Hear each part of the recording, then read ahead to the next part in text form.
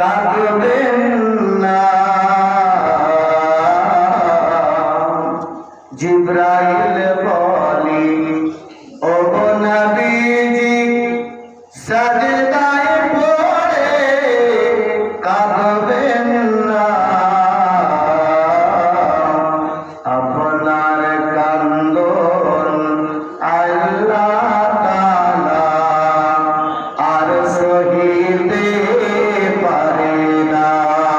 আল্লাহুম্মা সাল্লি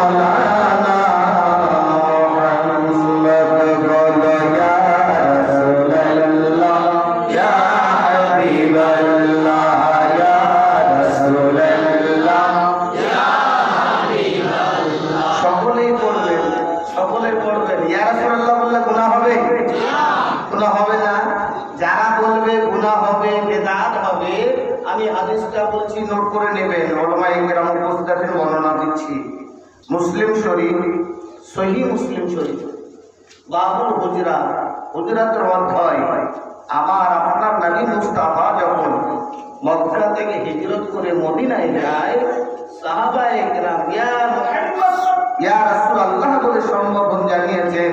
তা ইয়া রাসূলুল্লাহ বলা ইয়া হাবিবাল্লাহ বলা এটা কোনো বেদাত নয়, এটা শিরকও নয়, সাহাবার সুন্নাহ। জোরে বলুন সুবহানাল্লাহ।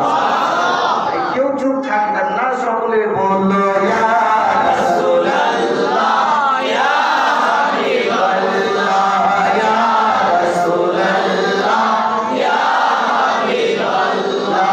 পাই যদি রাতি গো আপনার দিদার মরণের বেদনা থাকিবে না আর। পাই যদি রাতি গো আপনার দিদার মরণের বেদনা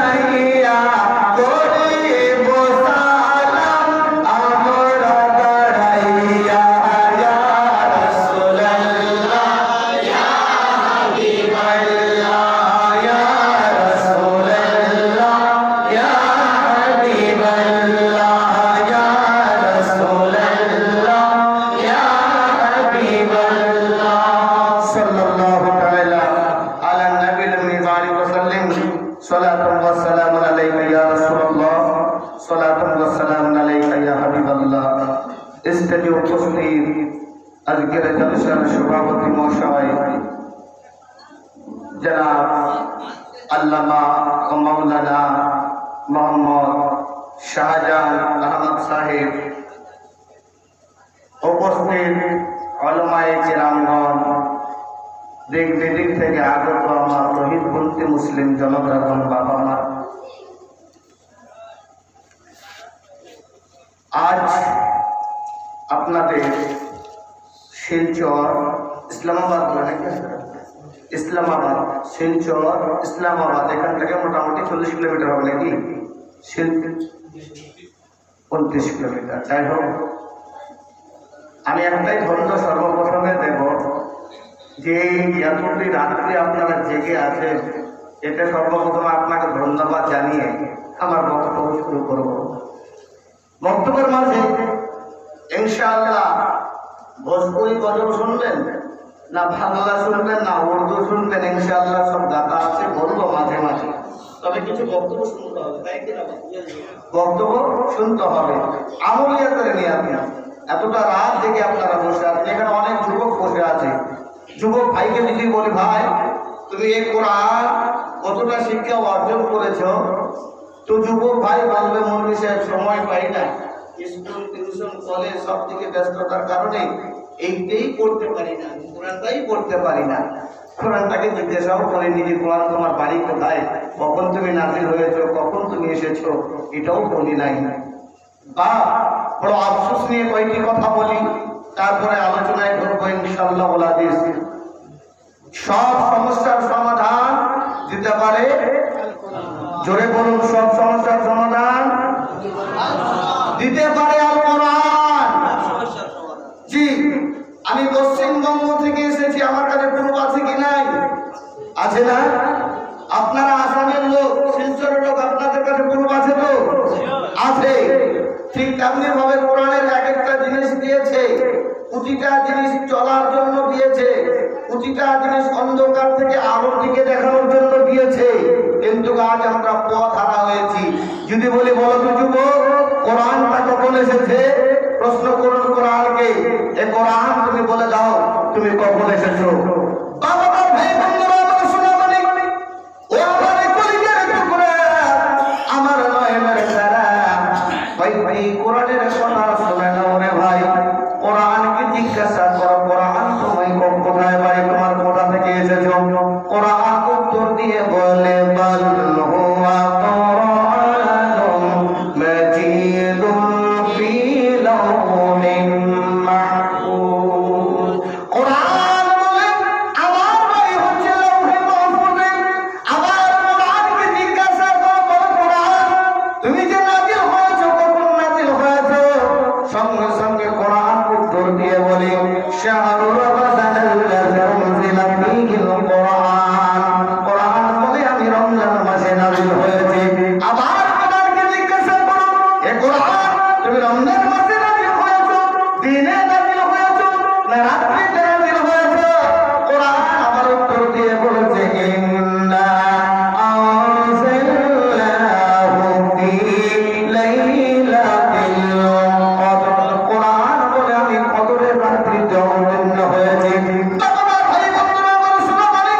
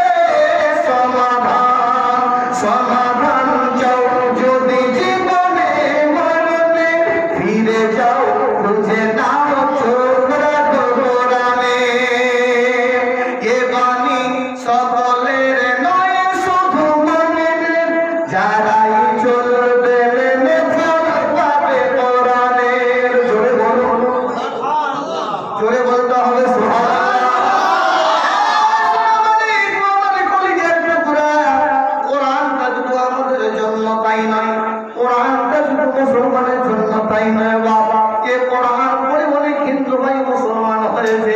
এ কোরআনকে রিচার্জ করতে গিয়ে অনেক ব্যক্তি মুসলমান হয়ে গেছে। অর্থাৎ কোরআনটা যারা রিচার্জ করবে, কোরআনটা যারা আঁকড়িয়ে ধরবে, কোরআনকে যারা বুকের মধ্যে আঁকড়িয়ে ধরলো, তারাই তো সফলতা লাভ করলো। আর কোরআনকে ছেড়ে দিয়ে যারা নিজেদের চরিত্র নিয়ে চলল, তারা সফলতা লাভ করতে পারলো না, পারলো না। আমার আল্লাহ রাব্বুল আলামিন কোরআনের মধ্যে এমন একটা ফজিলত দিয়েছে, মসজিদে কোরআন পড়তেও সওয়াব পাবে, বাড়ির ঘরের মধ্যে কোরআন পড়তেও সওয়াব পাবে, রাস্তায় চলতে চলতে কোরআন পড়তেও সওয়াব পাবে, ঘাটের মধ্যে পড়তেও সওয়াব পাবে, মাঠের মধ্যে পড়তেও তোমাকে সওয়াব দেওয়া হবে।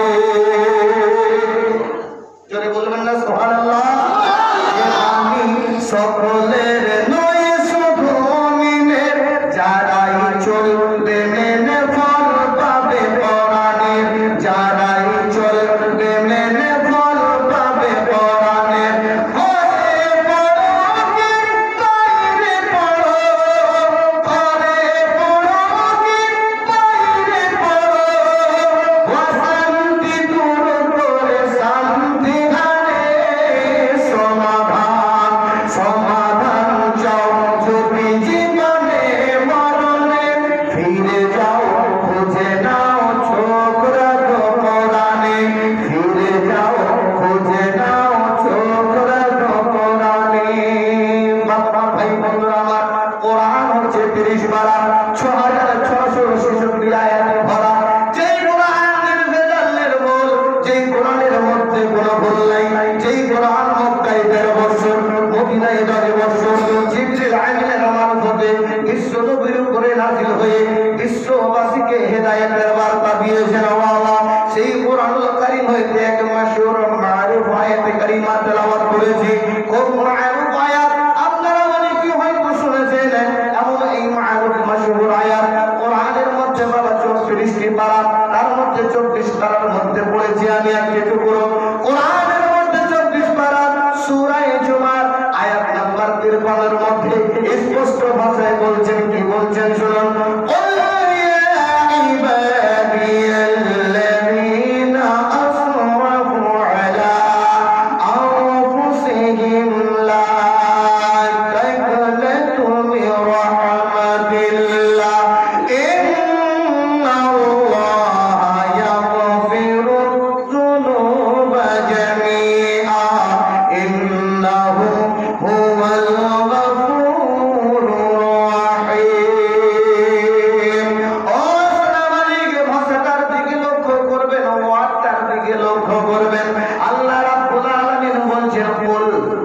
তুমি বলে দাও, কাদেরকে বলতে বলেছেন?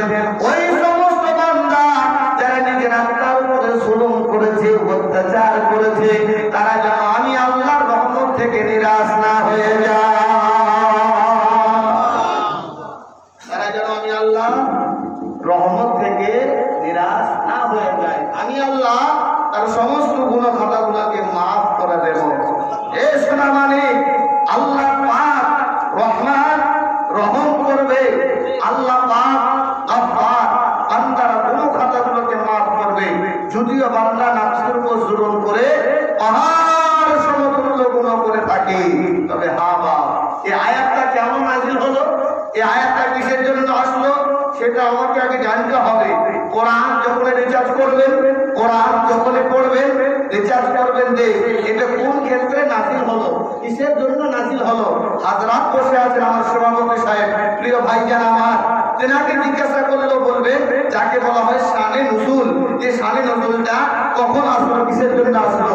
কুতুব মুশরিক লোক, ইহুদি লোক রাসূলুল্লাহ সাল্লাল্লাহু তাআলা আলাইহি ওয়াসাল্লামের কাছে এসে বলছে, ইয়া রাসূলুল্লাহ, আপনি সত্য, আপনার ধর্ম সত্য, আপনার দ্বীন সত্য, তবে ইয়া রাসূলুল্লাহ আমরা তো বড় বড় গুনাহ করেছি, আমরা জিনা করেছি, আমরা মদ পান করেছি, অর্থাৎ নফসের প্রতি খুব জুলুম করেছি।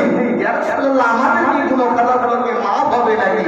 তখনই আল্লাহ পাক জিবরিল আলাইহির মারফতে এই আয়াতটাকে নাযিল করে দিয়ে বলে, হাবিব তুমি বলে দাও যারা নিজের নফসের প্রতি অত্যাচার করেছে, জুলুম করেছে, তারা যেন আমার রহমত থেকে নিরাশ না হয়ে যায়, তারা আমি আল্লাহ তার সমস্ত গুনাহ খাতাগুলোকে maaf করে দেব। জোরে বলুন সুবহানাল্লাহ।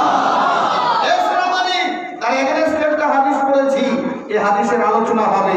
তবে আমি যতক্ষণ পর্যন্ত আলোচনা করবো আপনারা সকলে থাকবেন তো? বলেন ইনশাআল্লাহ থাকবো। হ্যাঁ, কিন্তু আজকালকার ইনশাআল্লাহ কেমন হয়েছে জানেন? একটু আনন্দ দিই। কেমন হয়েছে? দুই বন্ধু গরু কিনতে যাবে, এক বন্ধুর পকেটে টাকা আছে, তো বন্ধুকে বলছে, বন্ধু কালকে গরু কিনতে যেতে হবে, চল। বলে ঠিক আছে যাবো, চল। বলে ইনশাআল্লাহ বল।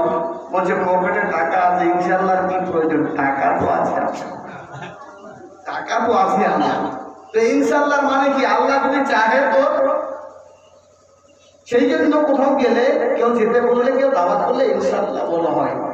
তো পরের দিন সকালবেলা দুই বন্ধু গেছে বাবা বাজারে। বাজারে যাওয়ার পরে বাজারে ঢুকেছে, গরু দেখাশোনা করছে, পকেট মার, কিন্তু সেই বন্ধুর পকেটের টাকা মেরে নিয়েছে। মেরে নেওয়ার পরে বন্ধু বলছে যে কই টাকা কই? বলছে ইনশাআল্লাহ টাকা চুরি হয়ে গেছে।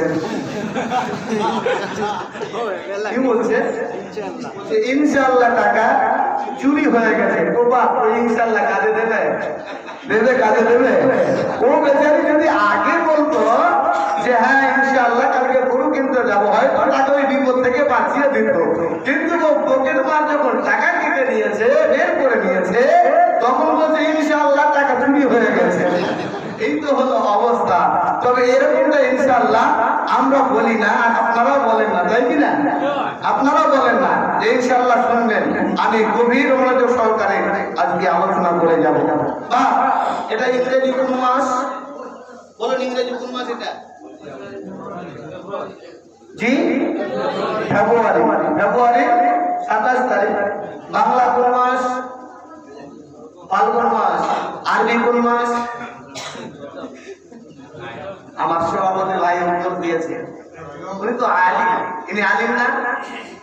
ইনি কি? এই সভাপতি সাহেব কি? আলিম। আর আলিমের বিষয়ে হাদিস কি বলা আছে জানেন তো? আল উলামা ওয়ারাসাতুল আম্বিয়া। সুবহানাল্লাহ, সবাই তো জানেন। তবে আলিমের একটা কথা আগে সর্বপ্রথম বলি, তারপরে আপনাদের দিমাগটা খুলবে। আমি গভীর মনোযোগ সহকারে আলোচনাগুলো করবো, দিমাগটাকে হাজির রাখতে হবে। আল উলামা ওয়ারাসাতুল আম্বিয়া। নফসের উপর জুলুম করেছেন, অত্যাচার করেছেন, জান্নাতি জাহান্নামী কথা বলতে হবে।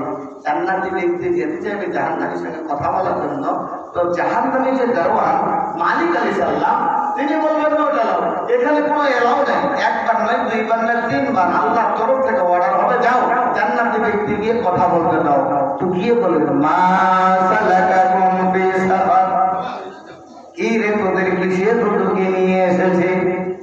তারা উত্তর করবে ক্বালু লাম নাকু মিনাল মুসাল্লিন।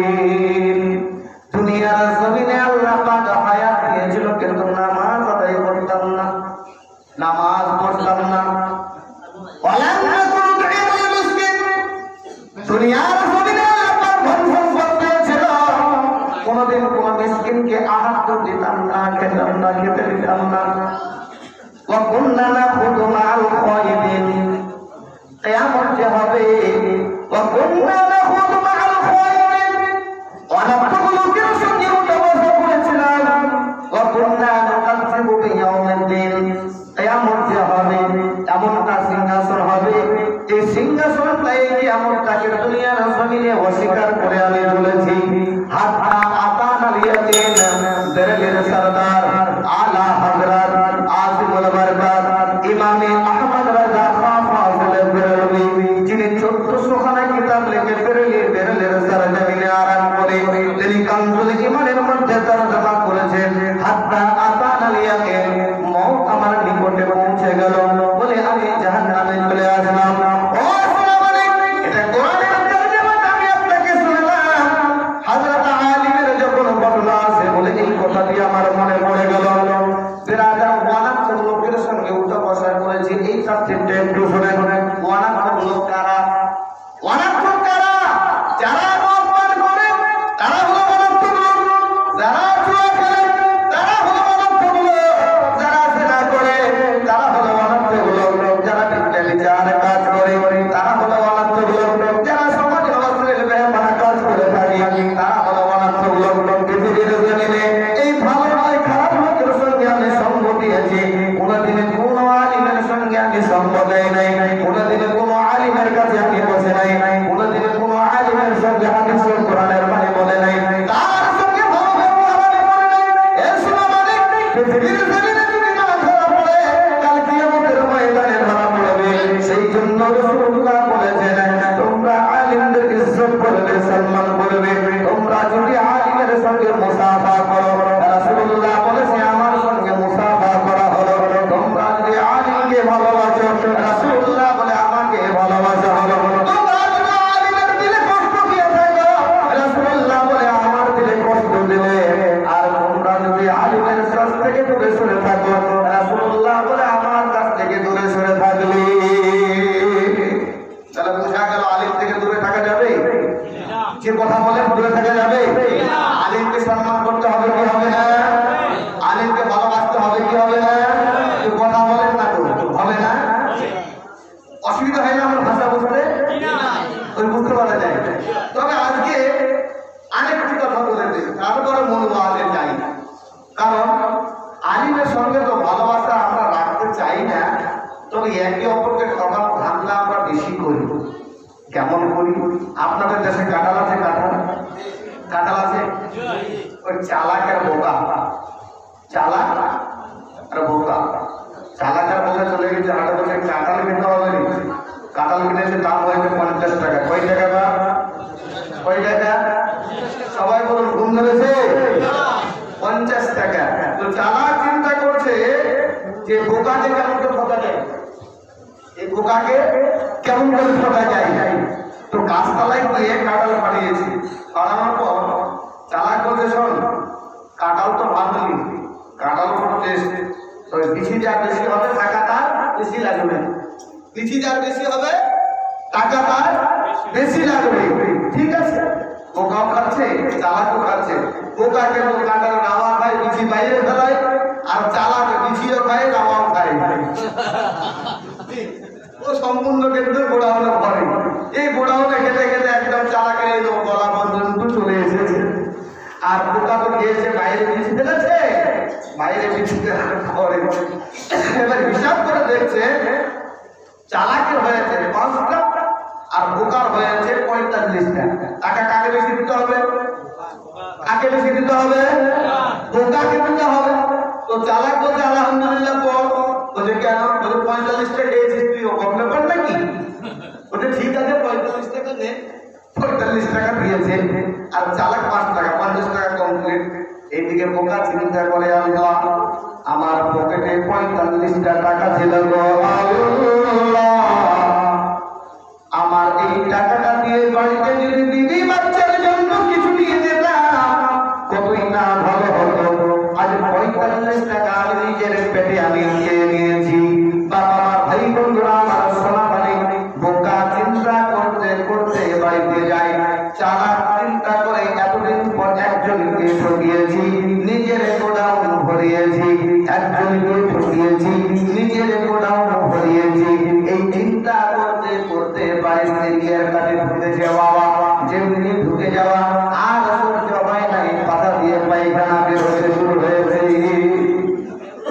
পাতা দিয়ে পায়খানা বের হতে শুরু হয়েছে। এবার পায়খানা যখন বের হয়েছে, ও বেচারি পায়খানা করে বাড়িতে ঢুকে গেছে। আর ওই রাত্রে বৃষ্টি, হাইরে বৃষ্টি, সমস্ত পায়খানা ধুয়ে গেছে, বিচিগুলো বড় বড় বের হয়ে আসে। আপনাদের দেশে যে কি অভ্যাস জানি না, আমাদের দেশে অভ্যাস আছে যে বাড়িতে সবজি না দেখলে মা বলে একটু মাঠে শাক করে, শাক বলাতে যায়। তো চালাক তো আবার রাতে কাজ করে সকালবেলা কাজে গেছে, তার স্ত্রী ঘুরতে ফিরতে বাইরে দেখছে যে বড় বড় কাঁঠালের বিচি আর বাইরে যাবে।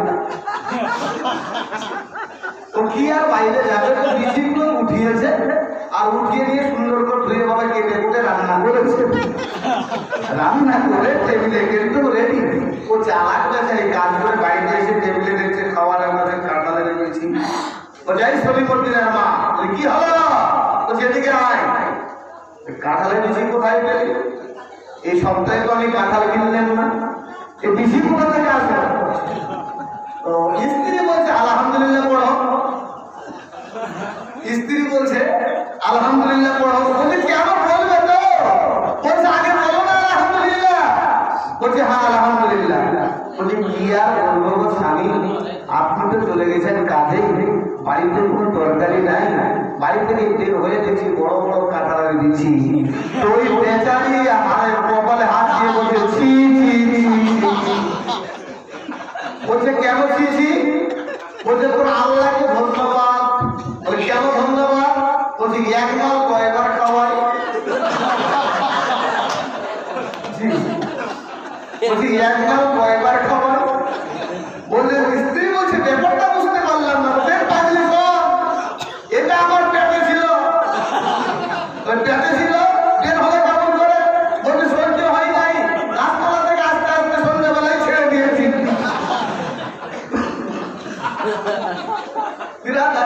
এই কথাটি বড় উদ্দেশ্য হচ্ছে তাই যে অপরকে যদি ঠকানো হয়, গরিবের পেটে লাঠি দিয়ে যদি আপনি ঠকান বা সুদ খান বা ঠকিয়ে নিয়ে থাকেন, তাহলে আপনি কখনো শান্তিতে থাকতে পারবেন না, শান্তি খাওয়ারও খেতে পারবেন না। ওই এক মাল বারবার যখন আগে ছিল পেটে গিয়েছে পাছায়, পাছা থেকে আমার মুখে, ঠিক তেমনি ভাবে সুদখোর মদখোর যারা আছে ঠিক তেমনি ভাবে তাদের ওই পেটের খাওয়া বারবার মুখে তুলে কথা বুঝে যাই। কথা বুঝতে পারছেন? বাবারা ভাই বন্ধুরা আমার শুনে আসুন গভীর আলোচনায় যাই, কারণ রাত অনেক হয়েছে তো আপনাদের জামানটা একটু হাজির করে নিলাম যাতে আমরা আপনারা ভালো করে শুনতে পারেন। বলতে চাইছিলাম ইংরেজি মাসের কথা, বাংলা মাসের কথা আমরা সকলেই জানি, কিন্তু আরবি কোন মাস চলছে এটা আমরা জানি না। এটা আমরা এত অবগত, এত পিছিয়ে আছি আমরা, এরাবিকের জ্ঞান কিন্তু আমাদের কাছে নাই। সাধারণ বসে আছেন, ইমাম সাহেব বসে আছেন, আল্লাহ রাসূল এই রজব মাসের ব্যাপারে বলেছে। আর এই রজব মাসের আজকে সম্ভবত 14 কি 15 তারিখ আজকে, হ্যাঁ এই রজব মাসের 13 তারিখ থেকে 14 তারিখ 15 তারিখ পর্যন্ত 3 দিনের বাচ্চার একটি ঘটনা শোনাবো, আপনারা শুনবেন। তবে আগে সর্বপ্রথম রজবের ফজিলতটা আমি আপনাদেরকে বলি। হযরত বসে আছেন আমার সভাপতি সাহেব, উনি আমার থেকে আরো ভালো জানেন হয়তো হাদিসটা। আল্লাহ রাসূল বলেছেন রাজাবুল্লাহি শাবান শাহরি রমাদান, শাহরি রমাদান শাহর উম্মতি। রাসূলুল্লাহ সাল্লাল্লাহু আলাইহি ওয়াসাল্লাম বলেছেন রজব মাসটা হচ্ছে আল্লাহর মাস, শাবান মাসটা হচ্ছে রাসূলুল্লাহর মাস, আর রমজান মাসটা হচ্ছে উম্মতের মাস। জোরে বলুন সুবহানাল্লাহ। রজব মাসটা আল্লাহর মাস, শাবান মাসটা রাসূলুল্লাহর মাস, রমজান মাসটা উম্মতের মাস। প্রশ্ন হবে কোন বিষয়? রজব মাসটা যদি আল্লাহর হয়, বাকি মাসগুলো কি আল্লাহর নয়? বাকি দিনগুলো কি আল্লাহর নয়? এ মুসলমান শোনো ভাই, ও আমার কলিজার টুকরা, সব দিন সব ঘন্টা মেরে সেকেন্ড কি হলো?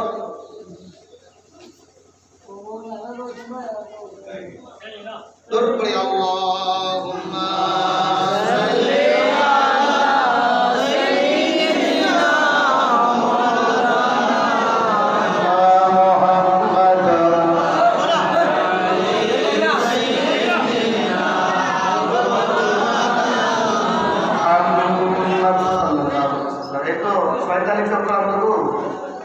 শয়তান চাইছে কি কখনো কোরআনের মহাত্মাকে উঠিয়ে বাইরে নিয়ে যায়। এটা কিন্তু শয়তানের চক্রান্ত। এর ধোকায় পড়বেন না যে যেখানে বসে আছেন সেখানে থাকুন, তোমাকে ভলিউম দিয়ে